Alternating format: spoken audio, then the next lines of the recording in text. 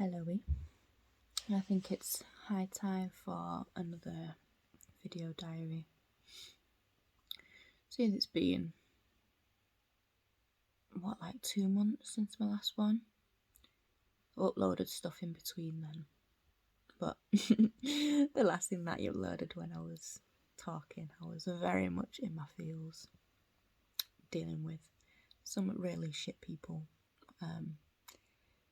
And yeah, I realised that I was trying to be as educational as possible, but it was more just like a therapy session for me. Articulating things that I've been trying to articulate to people who just don't want to hear it. So yeah, I'm gonna probably do a third video on that theme. Now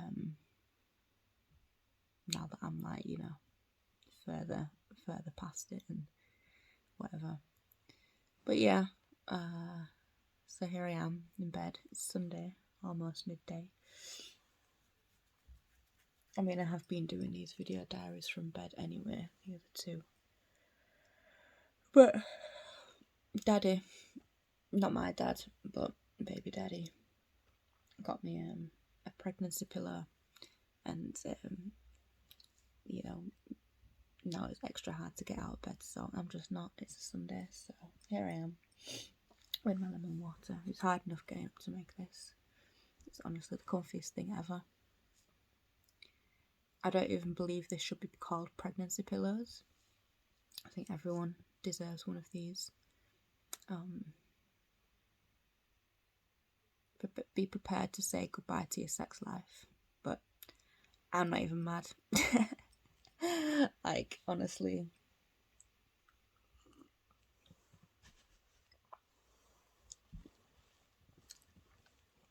I got one because I didn't think I was looking at them, and I didn't think I'd need one until like way later in the pregnancy. I'm only just coming to my 18th week now.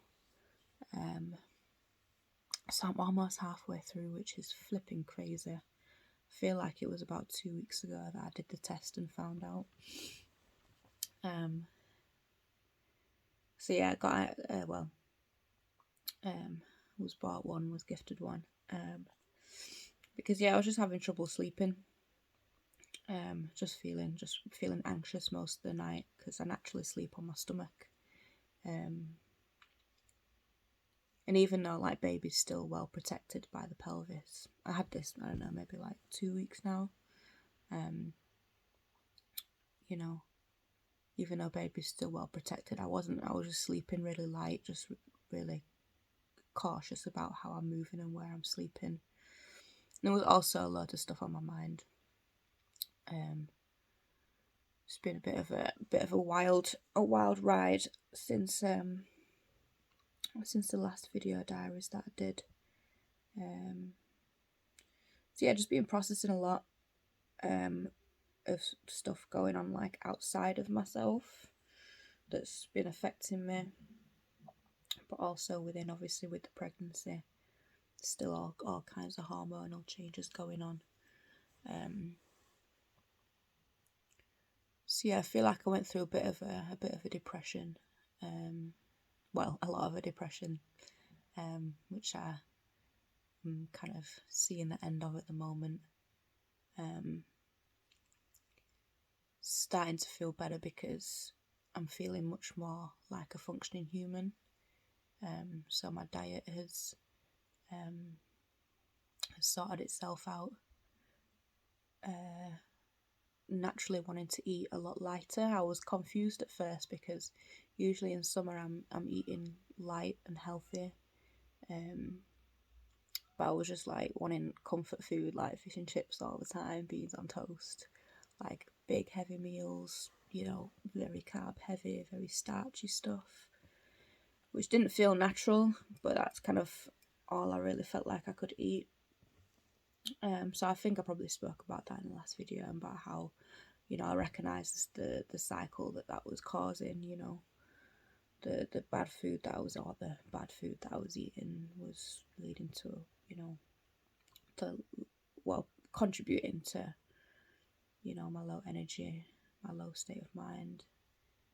And then that perpetuated frustration because I didn't feel like there was anything that I could do about it. I just had to ride it out. So that's kind of like settling down now. But yeah, since getting this pillow, I've been sleeping like a baby. Like still waking up to pee, but less frequently. Before I was waking up like 5+ times through the night. But also that was a cycle too because I was feeling really hydrated at the same time, even though I drink loads of water, feeling really dehydrated. So every time I got up to pee, keep a glass of water by my bed anyway. My mouth would be really dry, so I'd only have like a little sip. But yeah, an hour later, 2 hours later, I'd be up again. So yeah, I just wasn't sleeping well at all. But this pillow definitely helped, and I'm not gonna show you the shape of it because I ain't got no clothes on. But it's like it's 9 foot. You just search 9 foot U-shaped pillow. Yeah, it's one of those. I don't even need to be spooned anymore. Yeah, it's really helped. And the 4 pillows that I had underneath my head, I now stack on top of one another and rest my legs on them. And honestly, it's like going to sleep on a cloud, just being held and caressed by my bed. It's fantastic. So yeah, I've been sleeping much deeper. I've been having crazy dreams still. Lots of dreams about people dying for numerous reasons, I reckon. An ex-partner of mine passed away a couple of weeks ago, and even though we'd not spoken in a few years, it still hit me a lot harder than I thought it was going to. Obviously, I'm extra emotional now anyway, but yeah, like the relationship didn't end on bad terms. We just kind of like drifted apart because we tried maintaining a friendship, which was difficult, and living in different cities and living our own lives and whatnot. But yeah, it was a sudden car accident, and just brought back a lot of stuff. Made me certainly reflect on the relationship and realise, like when I look back on it, before this happened, wouldn't necessarily remember the bad stuff. Like I wasn't holding on to any resentment, but in my mind I defined the relationship as it was a lot of fun. Like I always kept that in mind, but the thoughts that prevailed were kind of how I was held back. Like the plan that I had like for life was kind of like put on pause, and financially was held back quite a lot by it being that relationship. So that's how I kind of was used to look at it when I spoke about it. And then obviously the stuff that that hurt me remained, but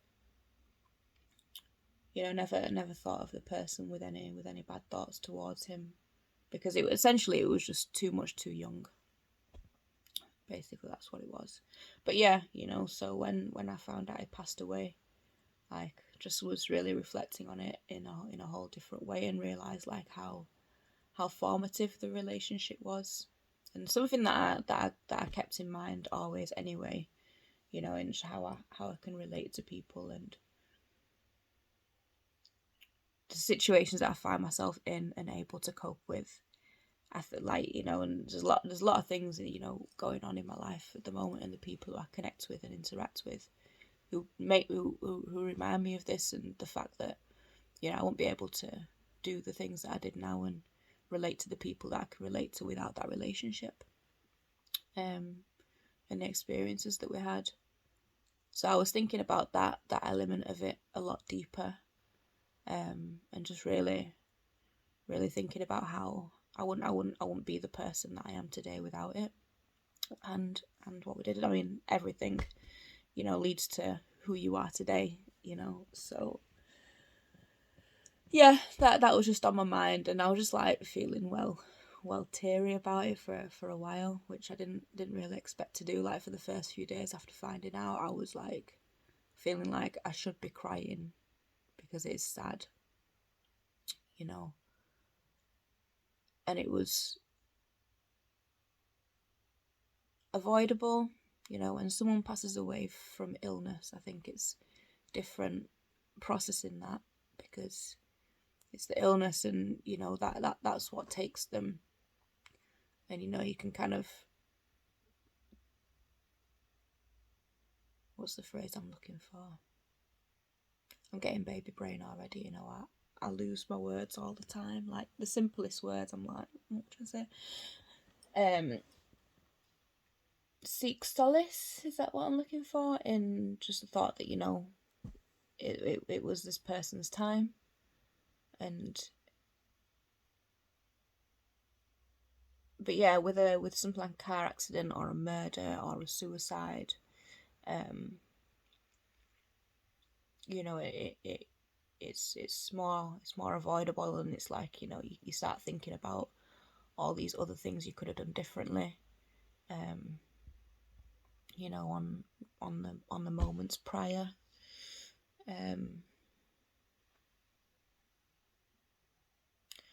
so yeah, I wouldn't say that I was like regretting anything, but I was just thinking like, damn, we could have, you know, if either of us thought to reach out to the other, we could have still held a beautiful relationship, because you know we still have a lot of the same friends. But you always think that you got more time. You think, I visit Sheffield. Obviously, I haven't in the past couple of years because this whole pandemic thing. I've not really been going anywhere.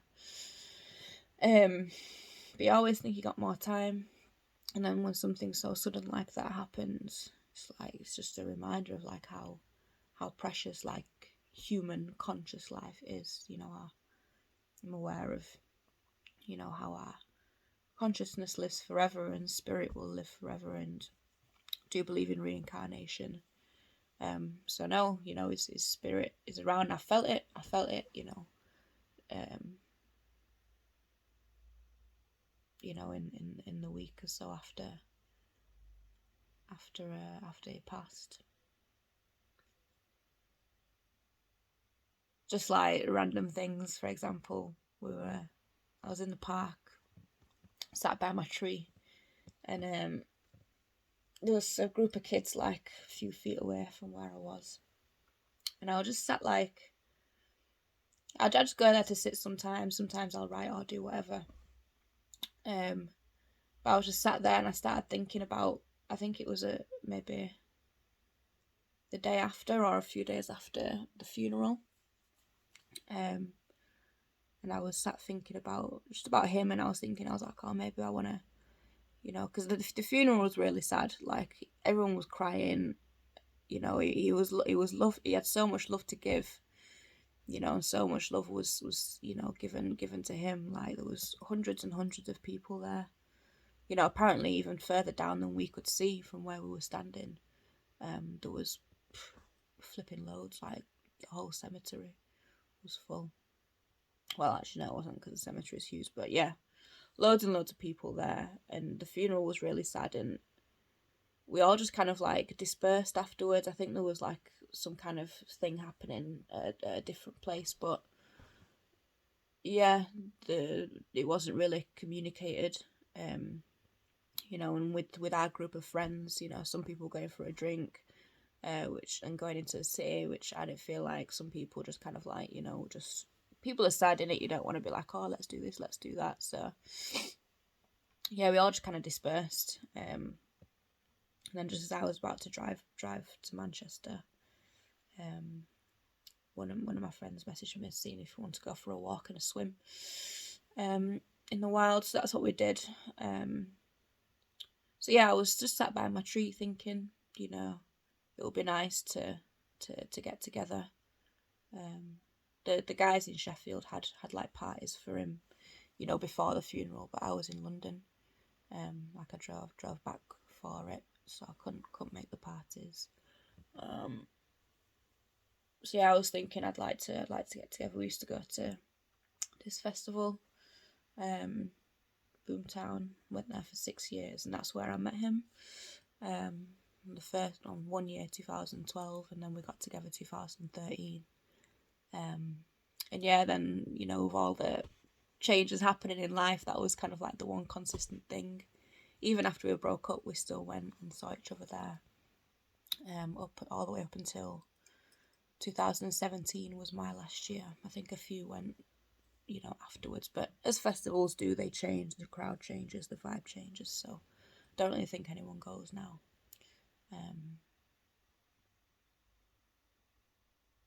Yeah, so I was thinking be good to do like a camping trip. And I actually had a dream about it last night. Thinking to do a camping trip. Just it'd be good to do it anyway, but yeah, like just with all of us, and the people who loved him. And yeah, just when I was thinking about that, the group of kids next to us played a tune from an album that we used to listen to all the time, Sideline Story by J. Cole. And it is very coincidental, but yeah, it was just a reminder, that I just felt like he was there, and just, there was other little things like that, over the following few days that just reminded me of him, and it's mad, like the week before the accident, I was looking at like all the old Boomtown pictures, and all the pictures from our relationship. I turned on my old laptop just to see if it still worked, and they were all there. So I'd like a little reminiscing session about that period of my life, and then next thing, gone from this realm. So yeah, it was processing that was difficult. I mean, grief always is. I still am in that period. It was only like 2 weeks ago, something like that. So yeah, it hit everyone really hard. Hit everyone very hard. So yeah, the past few weeks have been quite dark, quite emotional, but on a physical level, I feel like I feel more functional, as I said before, but have also felt, like I've been able to implement more discipline, in terms of my training. So still not doing as much as I would like to do, but also remembering not to overexert myself. So my intention is to do ideally 2, but at least 1 weight session a week. Go swimming once a week, half an hour I do. Just gentle breaststroke. But I do want to get a swimming cap and do my front crawl, because I've not done that in ages, and I can feel like my shoulders need it. And 1 home practice as a baseline. That's my intention. And I have been doing 2 of those 3, really. But I do have an active lifestyle, teaching the yoga. For a little bit, when I pretty much as soon as I hit 12 weeks, I started to tell my classes, because I was trying to teach and demonstrate. Like I usually demonstrate more or less the whole class and step off my mat sometimes, but I didn't feel like I could do that once I got to about 12 weeks. So I kind of had to tell people that, yeah, I'm not going to be demonstrating because I'm pregnant and there's certain things I can't do. And I also was just getting really out of breath so easy. So yeah, pretty much everyone who practices with me regularly knows now.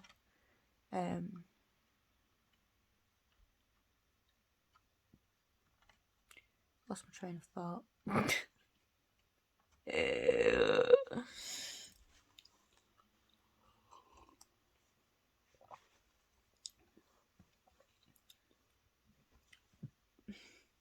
But yeah, now I feel like I can demonstrate more.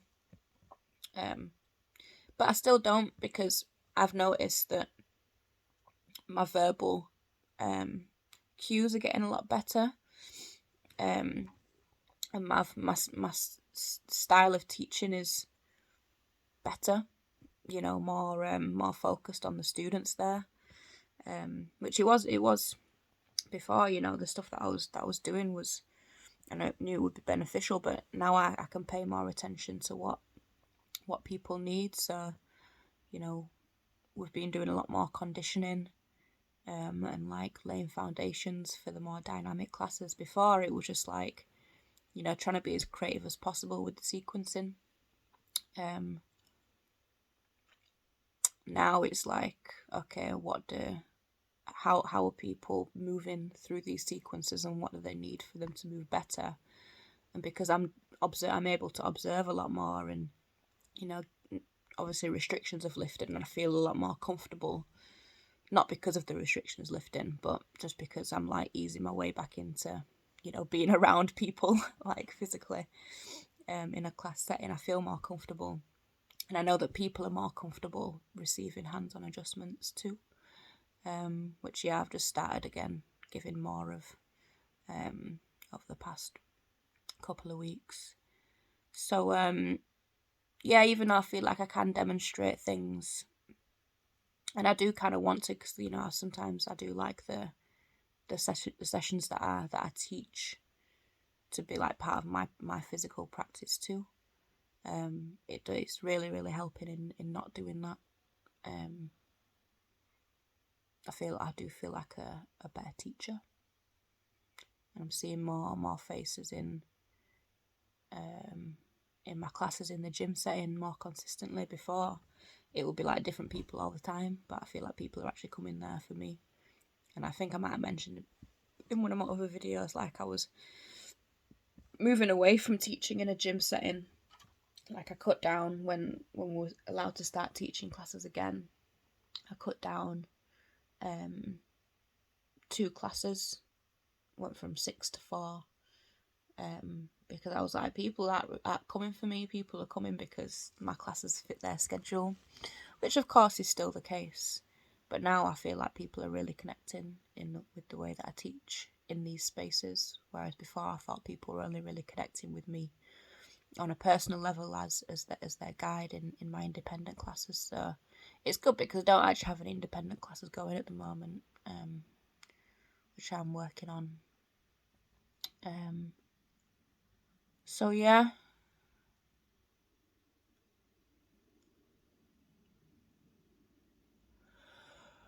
And that's about it. This is meant to be like a pregnancy journey video diary, but I know I talk a lot of other stuff.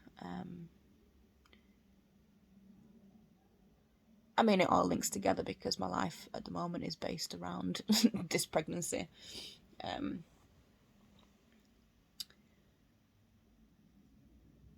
Yeah, it's interesting just to observe what's going on, and observe how like my priorities are shifting. So there's been a little bit of,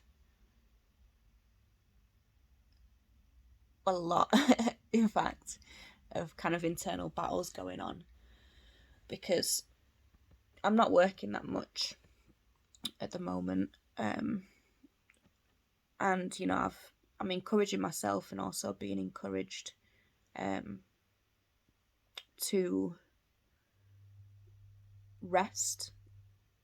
I've spoken before on other videos about how that's difficult for me, or has been difficult for me, but also to focus on my own business and building that. The more energy, especially now, that I give to other people's projects or just working for other people, the more I'm taking away from being able to do that. And I don't really feel like my capacity is very high at the moment. This week in particular has been a very lazy week. Sent some important emails that I needed to speak to people about, just for some guidance, and have been doing stuff here and there. But I'm always, just the way that my mind is, I always feel like I should be doing more. you know, I've always done a lot since coming to Manchester and being self-employed and whatnot, you know, working towards this vision that I've had since I've been travelling. But yeah, not really feeling like I have the capacity for it. So this week I've been smashing Power, you know, the gangster series. And I've been like, I've just been, you know, telling myself that that's okay. Doing what I need to do still, but yeah. Yeah, so my focus now is less on trying to find a job, or, well, I was working, you know, in hospitality part-time, but for various reasons I'm not there anymore.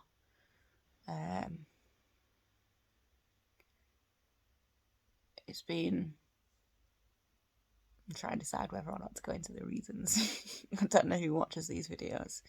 I know a couple of you, but yeah, it was just a weird vibe. It was a weird vibe. There was certain race related stuff that I observed. And just energetically, I enjoy working in hospitality, you know, being nice to people, interacting with people like that in a very transient manner. You know, I do enjoy it. I love, you know, making coffee, as you know. But in the area where this place was, it was like a coffee shop, bar, restaurant type thing. It's quite an intense place to be, is in around a lot of bars, the very like trendy vibes. Didn't really feel like I fit in at all, which I've always kind of like, you know, not really fit into places. But yeah, it's especially there, and I kind of I felt it in the way that I was treated. Not any like over direct shit, but very subtle stuff. Well, there was one time when it wasn't subtle. It was actually on my first shift. I was, yeah, the only person there who isn't white or olive skinned. So yeah, no black or brown people other than me. They weren't going to give me the job in the first place, but the reasons they gave me made no sense, so I told them that.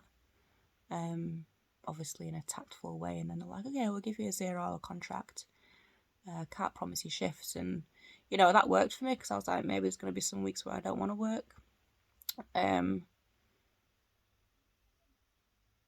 yeah, on my first shift, I was looking for the key to get. I was at the end of my shift looking for the key to get my stuff out of the cupboard to go home, and the owner had it. It was near where he was sat. I was like, oh, can I just get my stuff? He was like, don't steal anything. So I just brushed past it, but just little stuff like that, and there's you know, various other things that I'm just not going to go into right now. But yeah, just the vibe of the place didn't really fit with me, and I didn't fit with it. And I work really hard.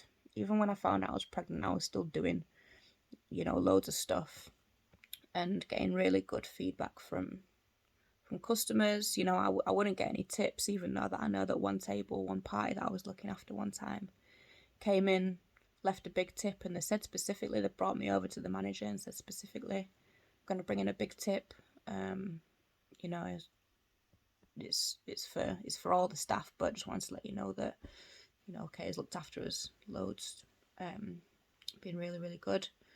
And I worked hard. It was a demanding table. Very nice people, but yeah, took all my attention. I couldn't really have any other tables. Didn't see it, and then I didn't have after that shift. I didn't have a shift for like 3 weeks. Came in the next shift, and all the tips were being split, but didn't see any of it. Pretty sure I'm the only one on a 0-hour contract. So every time I go in, everyone's like, where have you been? But apparently there's no shifts for me.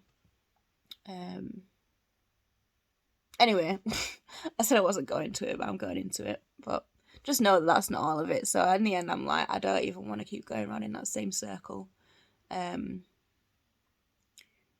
really want to keep going around in that same circle, trying to be in places where I'm not wanted, and spend a lot of energy in doing so. And like,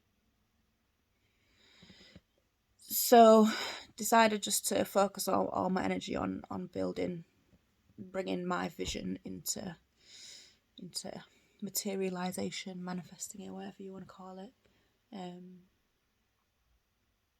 So that's what I've been doing, getting stuff on paper, trying to speak to the relevant people.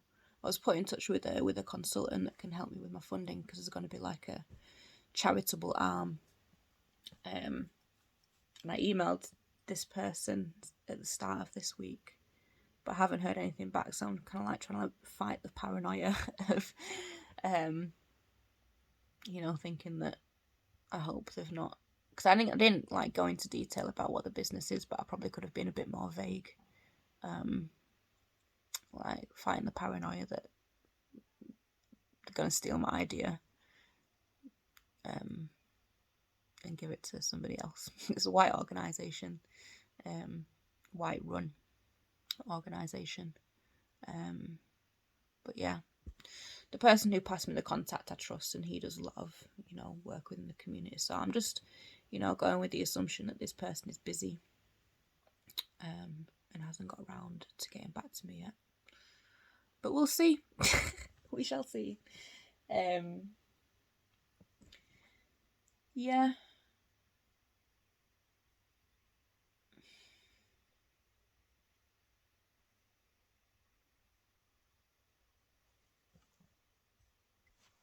there's something else that I want to talk about. I'm just trying to bring it back into my mind.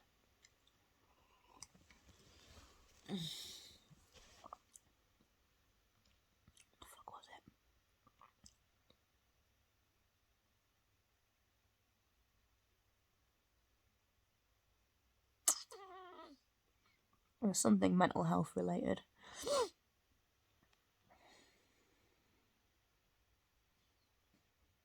That was it. So yeah, that I was talking about my internal battles, and that being one of them. So let me see if I can try to articulate this to anybody yet.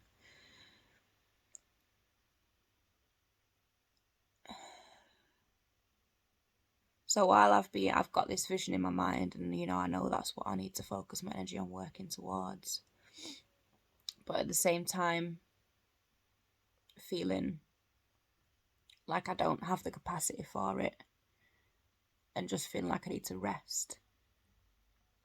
I wanna build this business. Like my long-term goal is build here, so I can not be here.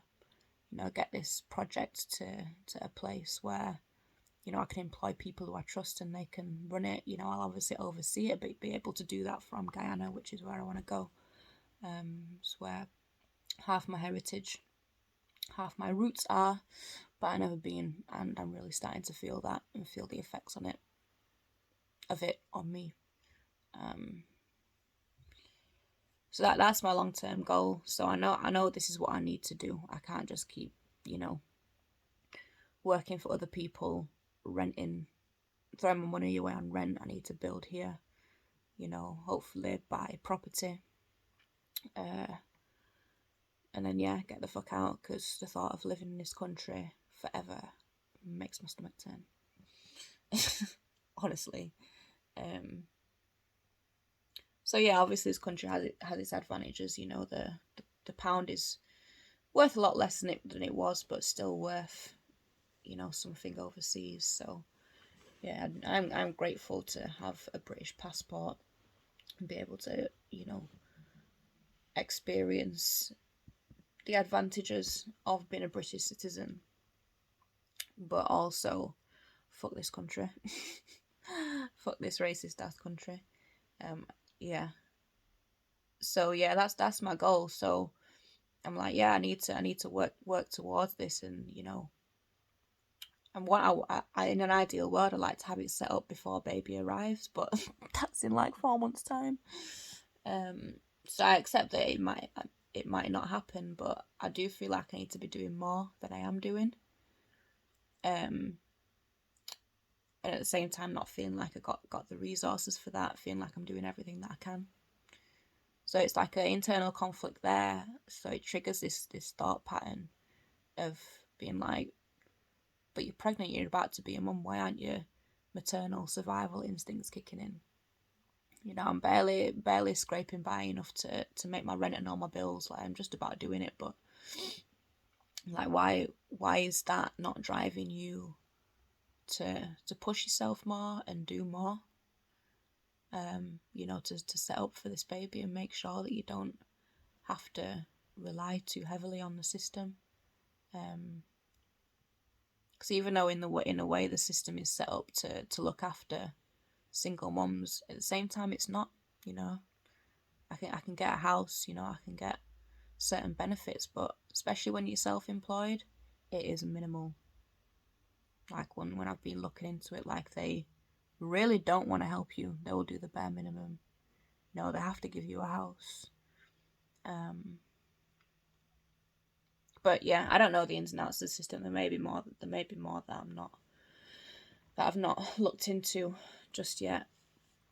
So I'm like, yeah, I'm like, why your maternal instincts not kicking in? Why are you not doing everything that you possibly can to make sure that you can provide for this child? Why is that not your driving force? Like, get off your ass and do something. And then that leads to a whole thought pattern of like, you're not ready for a child. You haven't got the capacity to be responsible for another human being. And like loads and loads of self-doubt, and questioning of myself, and criticism, has been coming up. And that, I know is linked to the things that I've been told throughout my life. Not only growing up as a child, like I really realised that, like I've wrapped my brains, because I'm like, surely there must have been, something that was encouraging to, but I really don't remember being told or reminded about how powerful I am, being told that I can do whatever I want to do. I was kind of just left to my own devices. And then later in life, when I've been kind of like, getting onto my own path, I've had a lot of, well, why aren't you here now? Why haven't you done this? Why haven't you achieved that? I get told. I was working for Nuffield Health, like when I first came to Manchester, first as a receptionist and as a personal trainer. But, through the pandemic, obviously things have been really hard for self-employed people, especially self-employed people who haven't been, at that point, I'd not been self-employed long enough to have filed my tax return for the previous year. So I got nothing. I got universal credit and that's it. But none of these self-employed grants. So yeah, I was in, it was rough. But yeah, I was just getting told like, oh, you should have never left Nuffield. And I was like, so I should have stayed in a job that wasn't fulfilling me and not help, not, I was working towards my vision. It was a great experience and I learned a lot. But I was like, it was always just a stepping stone. Personal training was always just a stepping stone. I'm like collecting my qualifications and my experience to build this thing that I want to build and offer what I want to offer. I was like, so I should not stay there because of the chance of a pandemic and the world going to shit. That makes no sense.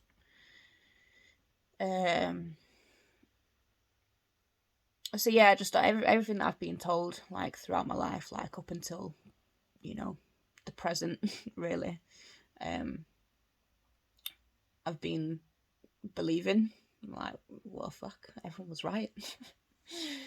Yeah, should have stayed working corporate.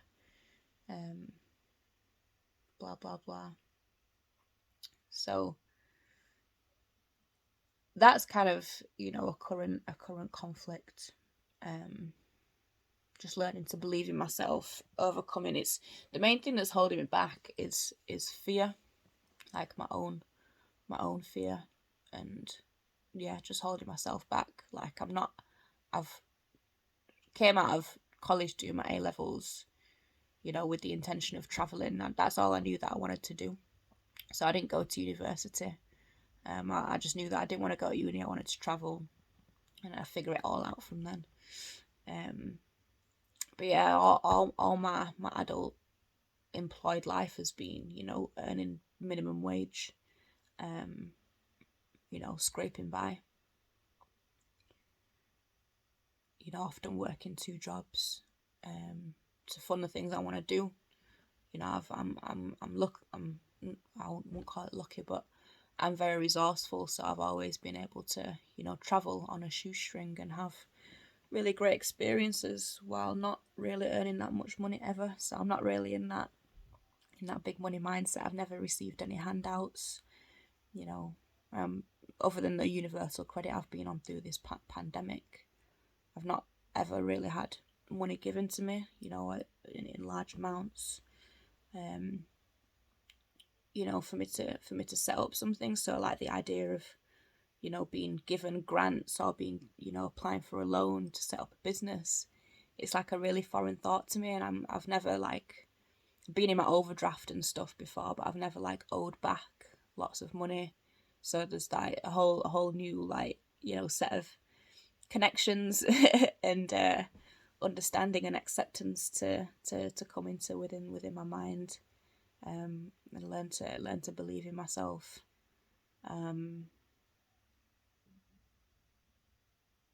That I can create something big. Like my mum had businesses when me and my older brother was really young, like younger than, you know, we can remember really. Remember doing, you know, traveling around with her a lot to visit clients.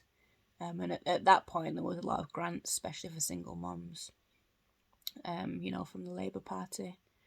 To set up businesses where it's quite hard to get now. That's, you know, I'm seeking help to guide me on that. I don't know who to ask. You know, I only trust internet searches minimally. So yeah, it's not like, you know, my mum worked really hard to get to where she is. You know, she's in education at the moment, quite high up, doing fashion, but only really experienced like the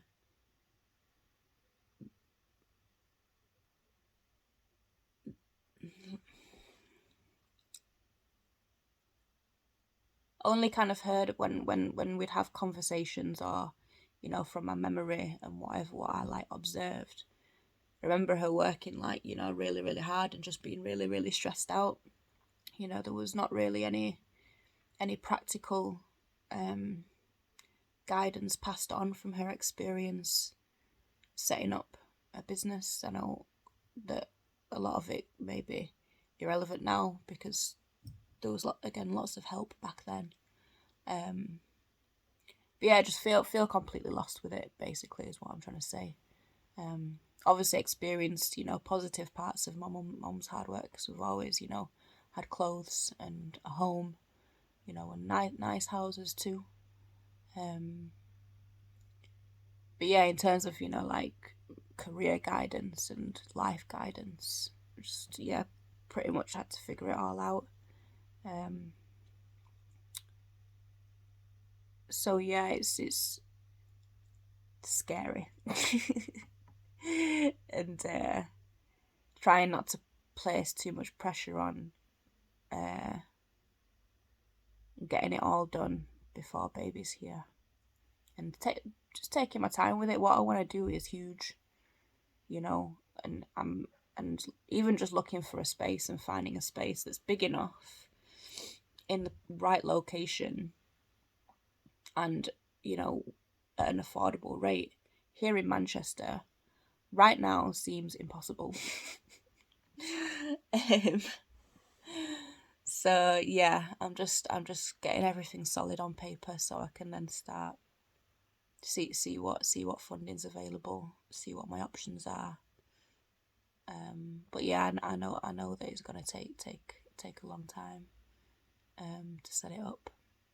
But I know this is what I'm gonna be doing. Nothing else stuck like this does, and in my mind, what I'm doing is very clear. I just need to get that on paper and materialise it. That's the only thing that makes sense right now. Doesn't make sense for me to be doing anything else. So yeah, just gotta work through my personal challenges, which is always happening. But yeah, we're moving.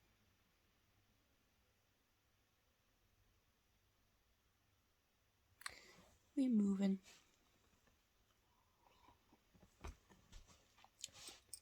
Now I think I said all I want to say. Oh.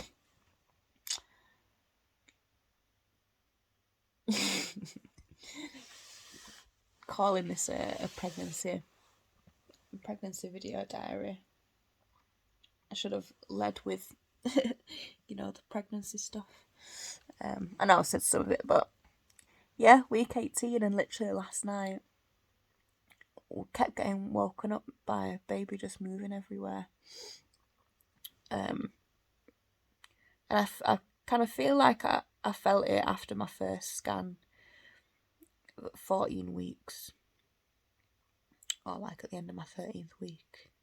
But I haven't really felt anything over the past few weeks, and I felt kind of worried. I'm like, is everything okay? Like, my Virgo rising's really come into play here, because I'm just been a massive hypochondriac about everything. And also I'm experiencing the negligence of the doctors. They keep fucking up my appointments and fucking up my test results. That I have to keep repeating them. So yeah, there's been like a fair amount of paranoia. And yeah, things I've been reading in the midwife has been telling me that excuse me, you can start feeling movement from 16 weeks. So for the past 2 weeks I've been like really trying to feel. I'm like, I can't feel anything, is everything okay? And keep getting like these shooting pains, which I've told people about, like, oh, it's fine, just keep your eye on it. I'm like, keep my eye on it till when? Like, yeah, anyway. But yeah, last night and this morning I've just felt lots of moving around. Keeps making me want to fart. And my belly's getting big. I feel like my belly like changes every day, not getting bigger and bigger, but getting smaller and stuff as well, in different shapes. Not got like a neat round bump or anything just yet. Still just feel like I'm getting fat, eating lots of cake and carbs, which I am, but I'm not doing enough exercise. So that's been another little challenge, because I got into working, well, just living a healthy lifestyle, really out of largely insecurity growing up. Like, no one looked like me, not in the family. Well, not in the family that I was brought up around. My mum's side of the family, who were all like very lean. The white side of my family. And just in the area that I grew up, no one looked like me. So I was like, more. At the time, I felt like I was like chunky and really fat, but I look back on my old pictures, I was like, I was not fat. I had a great figure all my life, but because all my friends were like, skinny people for the most part, I felt very like insecure within myself. I used to relax my hair, straighten it, try and dress, like my friends,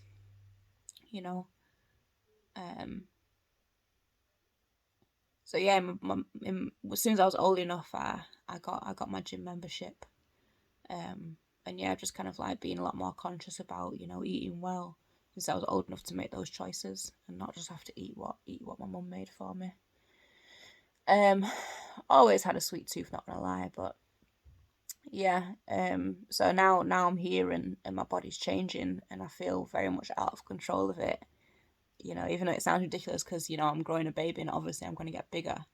Um, it's brought up a lot of that, like, uh, feeling like I need to, you know, be exercising, you know, because it's not just, you know, how I look that makes me feel, you know, not good within myself, because exercising makes me feel good anyway. You know, even if I don't train for a couple of weeks and then I train, I automatically just feel better within myself, even, you know, outside of the physical differences it's making.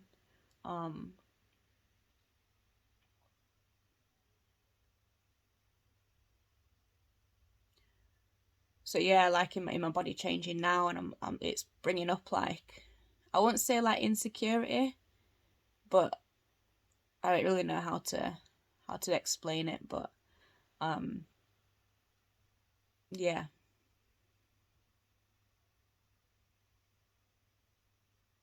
just a process.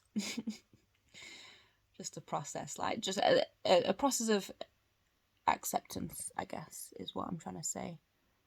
And like just learning to love my body in all shapes and not feeling like I always need to be moving, and, you know, being super conscious about what I'm eating, um, you know, to be healthy. You know, right now I just need to rest and take advantage of, you know, having the opportunity to rest, because, you know, once baby arrives and once his business hits the ground, then I ain't gonna have time to be fucking sat binge watching Netflix all week and teaching 4 sessions a week. Like,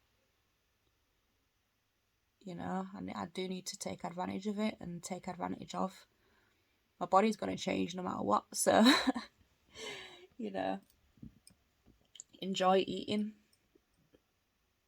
you know, the stuff that I perceive and what is labelled as bad food, you know, because I'm craving things for a reason, you know. I can't remember who it was who told me, I think it was, might have been okay. Um, yeah, said that, you know, the phase where I was when, um, like my diet was just shit, just wanted takeaways all the time and sweet stuff, you know, maybe my body was asking to fatten up, and I've been told by a few people that I don't eat enough. I think I eat fucking loads. Um, but yeah, I was reminded that maybe my body just needs to fatten up a little bit. So yeah, just learning to accept that, you know, learning to accept my body and love my body, you know, no matter what size it is, no matter what shape it is. And I actually love my pregnancy body. My boobs are great. Um, and everything is getting chunkier, that's for sure. Like some days I got like a real double chin.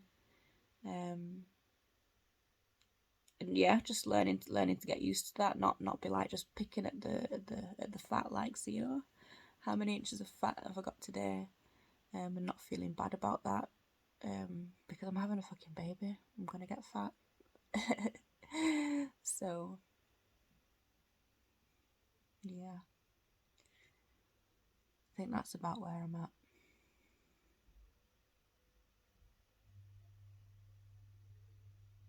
There's definitely more I could say actually, but I've been talking for almost an hour, so, and my arm is going dead. So, I'm gonna round off here.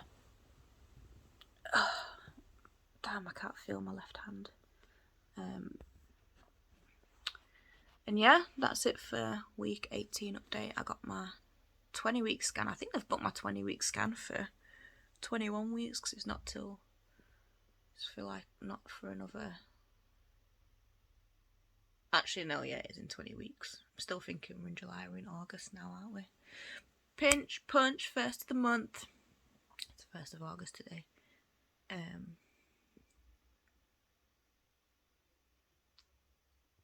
Yeah? Not going to find out the gender. I think I mentioned in my other videos the reasons why. But you can probably guess. So, peace!